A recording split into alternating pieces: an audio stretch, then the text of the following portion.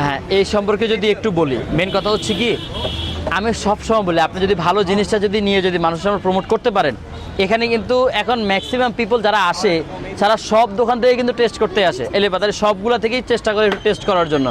অনেকে যারা দাম বেশি রাখতেছেন তাদেরকে বলবো দামটা বাড়ানোর দরকার নাই, আপনি লাভ একটু সীমিত করেন। যেমন আমার কথা বলি, আমি ভালো ভালো জিনিস ব্যবহার করতেছি, আমি যদি বাজার থেকে নিম্নমানের জিনিস আনি, আমি একটা কেকে আমার 50% লাভ রাখার কোনো ব্যাপারই না। ডেকোরেশন এরকম রেখে কিন্তু আমি সুন্দর করে আপনাদের সামনে উপস্থাপন করতে পারবো, কিন্তু আমার 50% লাভ হবে, 100 করে পিস। হ্যাঁ, কিন্তু আমি ওটা করতেছি না, আমার লাভ একটু কম হোক, লাভ আমার একটু কম হোক, কিন্তু আমি চাই দিন শেষে মানুষকে ভালো জিনিস রিজনেবলের মধ্যে খাওয়ানোর। কারণ আমি যদি একাই যদি 200 টাকা যদি একটা দামের জিনিসের দাম রেখে দিই, তাহলে কিন্তু একজনে চাইলে অন্য দোকান থেকে আরেকটা স্লাইস টেস্ট করতে পারবে না। সো আমি যদি একটু সুযোগ করে দেই, আমারটা যদি আমি একটু সুযোগ করে দিই যে না আমি একটু রিজনেবল রাখলাম, আমার থেকে ট্রাই করে আরেক জায়গা থেকে ট্রাই করতে পারবে, তাহলে আমার মনে হয় যে সবার জন্য ভালো।